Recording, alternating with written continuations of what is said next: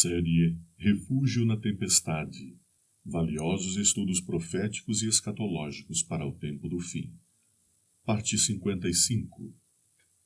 Mais uma pergunta sobre Apocalipse 16, verso 10.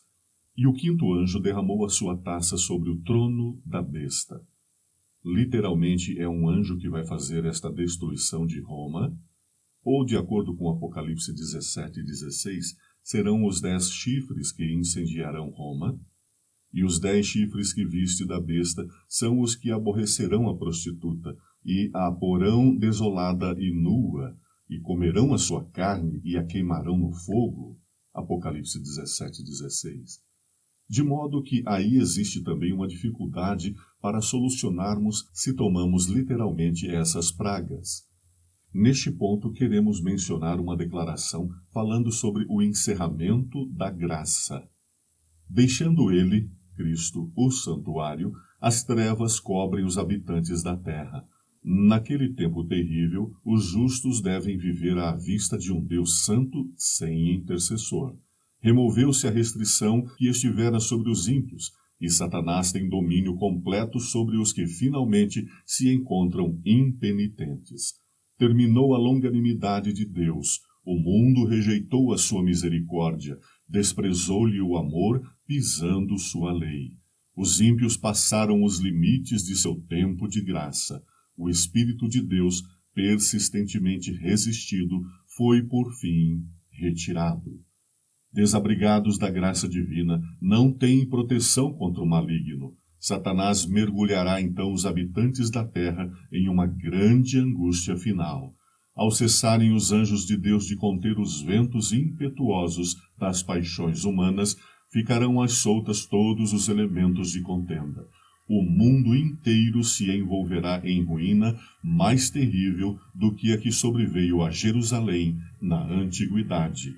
O grande conflito 620. O que nós percebemos nesta interpretação da senhora Ellen White dos 4 anjos soltando os 4 ventos é o seguinte: que Deus se retira, a humanidade não quer mais, ele se retira e, pela sua ausência, em razão de sua retirada, Satanás ocupa o lugar vazio. E Satanás mesmo mergulhará então, como diz a frase, todos os habitantes da terra em uma grande angústia final, em uma grande contenda final, dando a impressão de que este conflito, estas calamidades, também relacionadas com o período das pragas, serão diretamente resultantes desta operação de Satanás nos seres humanos, agora inteiramente submissos a ele, controlados por ele. O parágrafo seguinte ainda acrescenta uma informação preciosa. Diz: um único anjo destruiu todos os primogênitos dos egípcios, enchendo a terra de pranto. Quando Davi ofendeu a Deus por contar o povo, um anjo fez aquela terrível destruição pela qual seu pecado foi punido.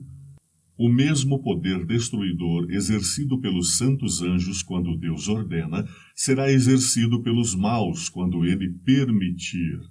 Há agora forças preparadas e que aguardam apenas o consentimento divino para espalharem a desolação por toda parte. O grande conflito 620. Este parágrafo diz muito. Diz que na época do Êxodo foi um anjo só que destruiu todos os primogênitos dos egípcios, e diz também que no tempo de Davi foi um anjo que fez aquela terrível destruição. Mas com relação às pragas o texto diz: o mesmo poder destruidor exercido pelos santos anjos quando Deus ordena, será exercido pelos maus quando ele permitir. Deus se retira, e sua retirada é uma permissão para que Satanás pegue todos os homens, agora vítimas dos ventos impetuosos das paixões, como menciona o espírito de profecia. Satanás mergulha estes seres neste grande conflito, nesta grande angústia final. As pragas que sobrevieram ao Egito quando Deus estava prestes a libertar Israel eram de caráter semelhante aos juízos mais terríveis e extensos que devem cair sobre o mundo precisamente antes do libertamento final do povo de Deus. O Grande Conflito, página 632. Este texto nos diz que as pragas serão de caráter semelhante, não diz igual. Se é semelhante, não é totalmente igual nem totalmente diferente. Em que sentido as pragas serão iguais às do Egito? Diz o texto que elas terão efeito igual à destruição feita pelos anjos. O mesmo poder destruidor exercido pelos santos anjos quando Deus ordena, será exercido pelos maus, quando Ele permite. O Grande Conflito 632.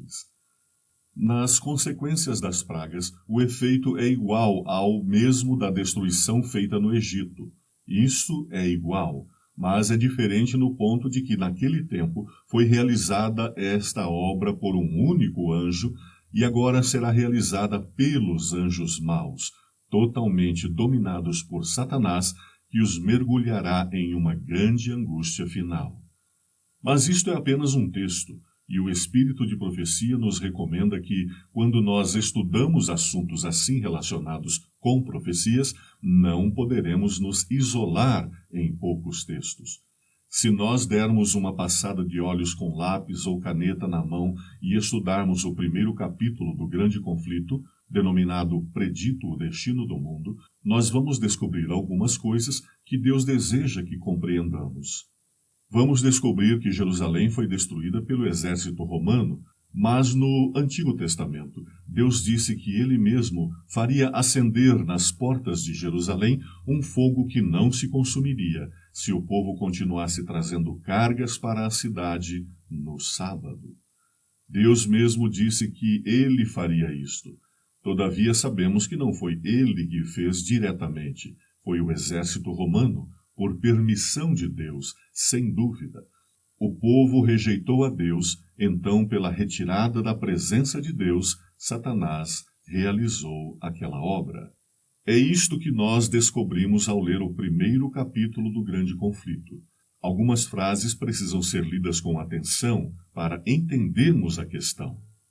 Cristo viu em Jerusalém um símbolo do mundo endurecido na incredulidade e na rebelião, e apressando-se ao encontro dos juízos retribuidores de Deus. O Grande Conflito, página 20. Jesus viu além, viu Jerusalém como símbolo da destruição final, do fim do mundo. Os judeus haviam forjado seus próprios grilhões. Eles mesmos encheram a taça da vingança, na destruição completa que lhes sobreveio como nação e em todas as catástrofes que os acompanharam depois de dispersos. Não estavam, senão, recolhendo a messe que suas próprias mãos semearam. Diz o profeta: para tua perda, ó Israel, te rebelaste contra mim. Pelos teus pecados tens caído. Oséias 13, 9 e 14, verso 1. Seus sofrimentos são muitas vezes representados como sendo castigo a eles infligido por decreto direto da parte de Deus. É assim que o grande enganador procura esconder sua própria obra. Pela obstinada rejeição do amor e misericórdia divina, os judeus fizeram com que a proteção de Deus fosse deles retirada e permitiu-se a Satanás dirigi-los segundo a sua vontade.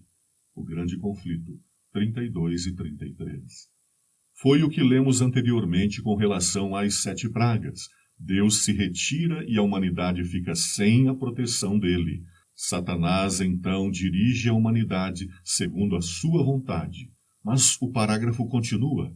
As horríveis crueldades executadas na destruição de Jerusalém são uma demonstração do poder vingador de Satanás sobre os que se rendem ao seu controle.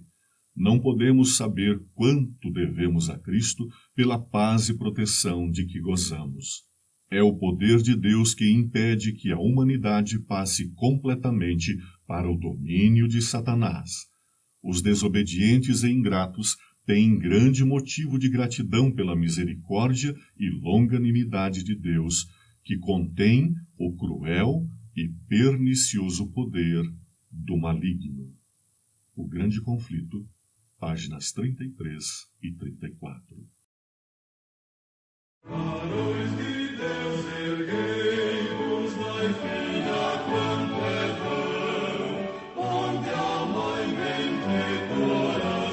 Servindo ao Rei.